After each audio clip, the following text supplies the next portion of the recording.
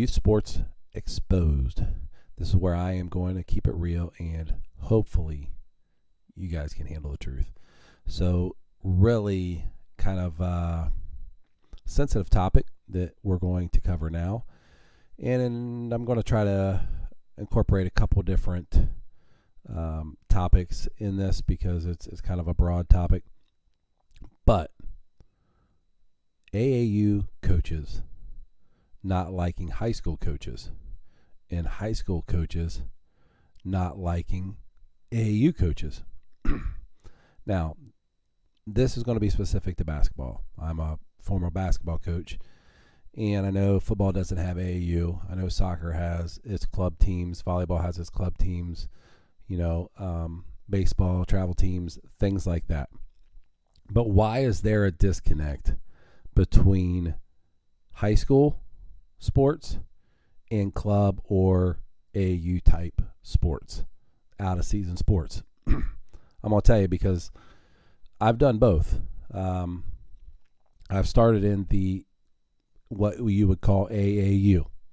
That is a broad term that's used. So let's start there. Let's unravel this AAU thing, okay? It's used very loosely. In the basketball world, it means any type of basketball outside of high school basketball is the broad term that's used. Most kids will never play an actual AAU basketball game.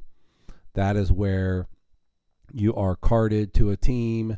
You're going to AAU sanctioned events. They're checking birth certificates. You're qualifying to move on to specific tournaments. Then hopefully you're going to AAU nationals, which there's Division 1, 2, and 3 AAU national events. They're in the same cities every year. You have to qualify to go there. It's kind of a big deal, and it's a fun environment. It's some of the best ran tournaments you'll ever go to. Okay. Your local youth teams, maybe through your local school, even if a travel team, or in our area we call them COBA teams. It's just an organization that organizes tournaments. In Ohio, which is different than other states, they have monopolized the youth basketball circuit with Ohio Youth Basketball by partnering with the schools to utilize their facilities to have tournaments every weekend. Now, a lot will argue that that's the reason why Columbus, Ohio cannot sustain a good facility for these types of sporting events, like the old hoop. A lot of people say that's why the hoop went out, because the schools are getting all the monies, and because the Ohio Youth Basketball is organizing all these teams. So they got 500 teams playing every weekend, and they're moving them around from school to school, and the schools are making money. It's a great model. But Ohio Youth Basketball is what would be considered an entry-level type of basketball. You got some good teams in there. You got some bad teams and some really bad teams, and some kids that'll never make their school teams. Okay, it's fine. It's something that is a tool for kids to improve and get better and play and continue to play throughout the summer to get better for their school teams. Now, what you find is after the 9th, 10th grade age group, the amount of teams drops significantly, because you're not going to spend time playing all summer on a team if you didn't make your high school team. If you get cut, you're not going to ever play for your high school team. Kids just stop playing. But in the lower grades, massive amount of teams. There might be 4 or 5 travel teams for one school district. And that's fine. It's designed to keep your kids playing and develop.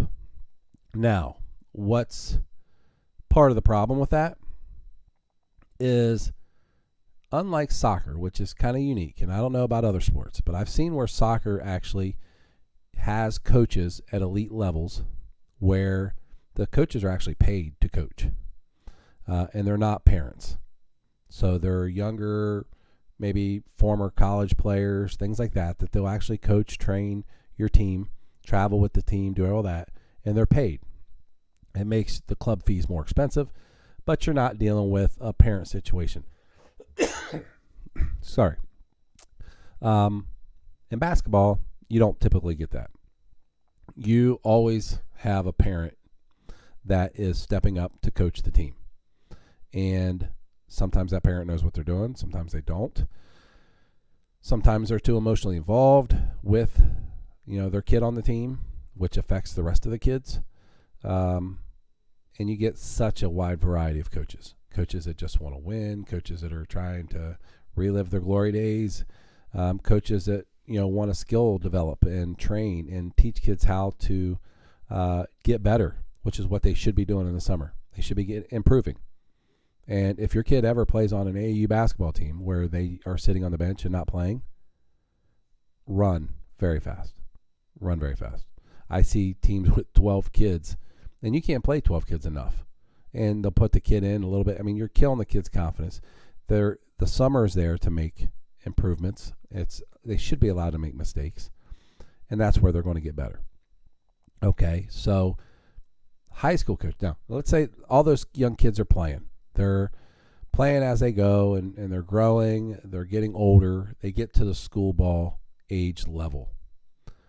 Now, this is where high school coaches get frustrated, because high school coaches, most of them teachers that are very old school in their coaching methods, and they have systems that they have prepared that they like to run.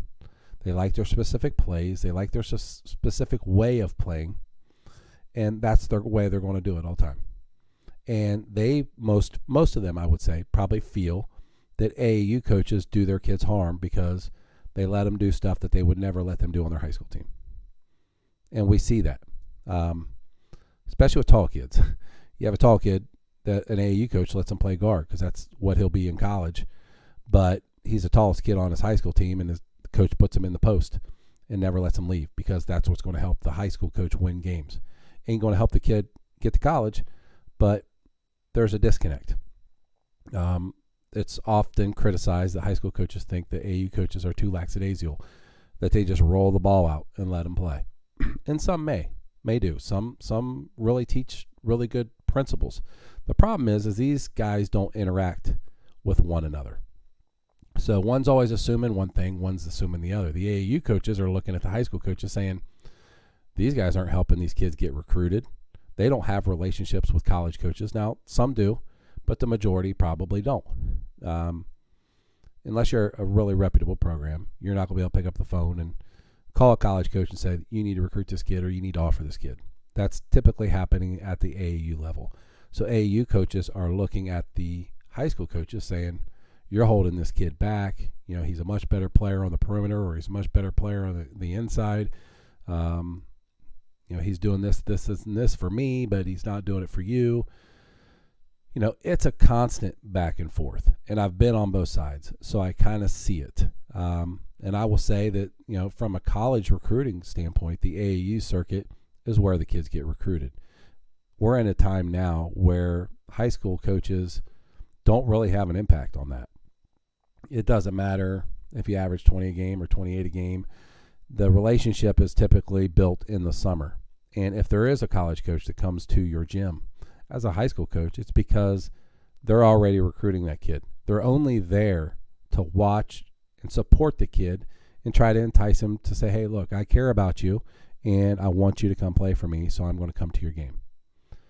College coaches do not go sit in high school gyms and just watch random games hoping that they find an athlete that is suitable for their program. They know exactly what they want in their program. And that's where there's that disconnect. And I saw that firsthand. My second year of high school coaching, my first year coming into a losing program, I was lucky enough to, I think we won 17, 18 games. We became the number 1 seed in the state tournament. Took a group of kids that were really good kids. They could shoot the heck out of the ball. So our 3-point percentage was, 0.8%, worse than our 2-point percentage. So mathematically, it made sense to shoot as many threes as possible, and we did. We were a small school, and we scored 30-some points in the first quarter of a game and hit 8 threes in the first quarter. So we shot lights out.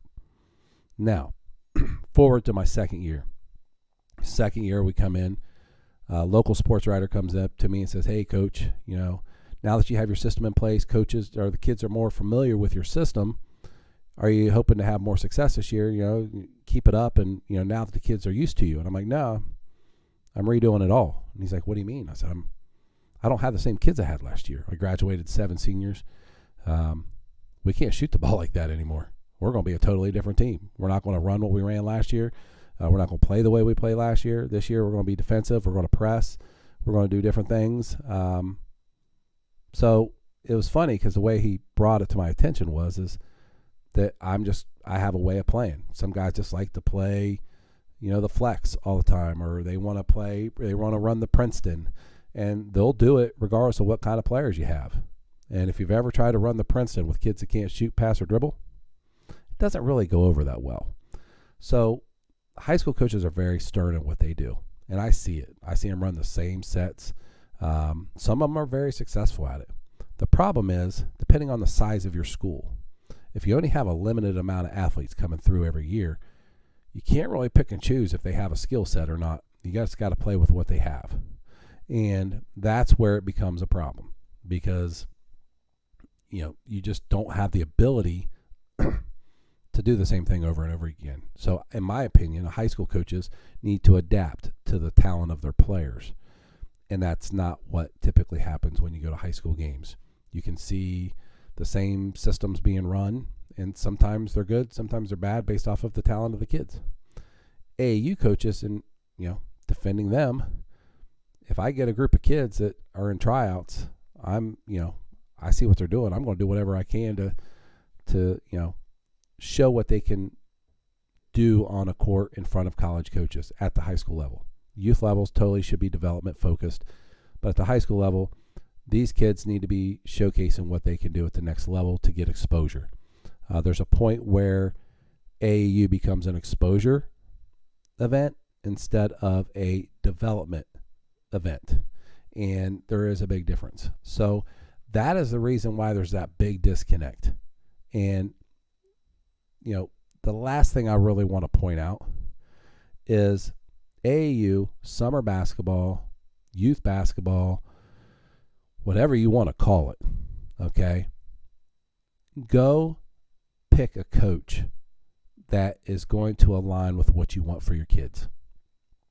Because if he's developmental focused, if he's going to allow him to make mistakes, if he's going to allow him to challenge himself and try to do things that he's not allowed to do on his high school team because he'll get taken out, find that coach and stick with him. I get asked every season, and this is like clockwork, what AAU program should we go with? What AAU, there's not a special AAU program, okay? I've coached for Nike with All Ohio. I've coached for Adidas with Mike Duncan out of, Ohio Basketball Club out of Cleveland. I've coached for a lot of the local clubs.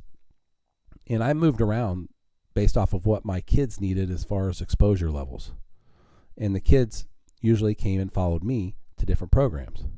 Now, does it mean that all those programs are bad? No, but each program has different levels. If you're going to go to a shoe sponsorship, you better be at a level to play high Division II, Division I basketball. Otherwise, you're going to sit on the end of the bench. It's never going to do you any good, but maybe get you some free gear. But if you're a Division II kid, maybe a Division III kid, maybe you need to be on a powerhouse program that stays regional, because those types of coaches don't go outside of the region typically, and you can be seen more by the coaches that may recruit you. So there's a lot of things you have to think about. There's not just like, okay, if I stick with this program, I'm going to get a great coach, because the coaches move, the kids move every year. So you have to ask the right questions and figure out exactly what you're wanting for your kid. Okay, if he says, hey, your kid's 6'7", he's going to play in the post with me, find another program if you want him to be a guard, or if he is a guard. Okay, help your child by picking the right atmosphere to be in. Don't be afraid to ask those questions. If a coach dances around those questions, or if you tell him, hey, how many kids are you going to have on the team? I'm going to have 14 kids. There's not enough time in a game for your kid to play. Okay, so they need to be on the floor. They need to be playing. They need to be getting better. They need to be doing that. So that's why high school looks at some of this stuff as, okay, it's a money grab. Okay, they're got 14 kids on the team, charging them this much money, and my players that are playing on my high school team aren't even getting any playing time. They're not getting any better. They're getting a bad attitude. AAU coaches are like, oh, these high school coaches don't do anything with them because they run to darn Princeton and my kid can't even dribble. So I need to try to do this and this with them. It's a back and forth. But are both of them wrong? No. Are both of them right? No. You just got to find what's best for your child and make it all work. So I appreciate you guys. I hope this is helpful. If you guys have ideas that you want me to cover, I've been through just about everything, and I don't know everything. This is just my opinion, but I want to be here to help everybody make the best decisions for their young athletes, because the system sometimes is broke. Thank you guys.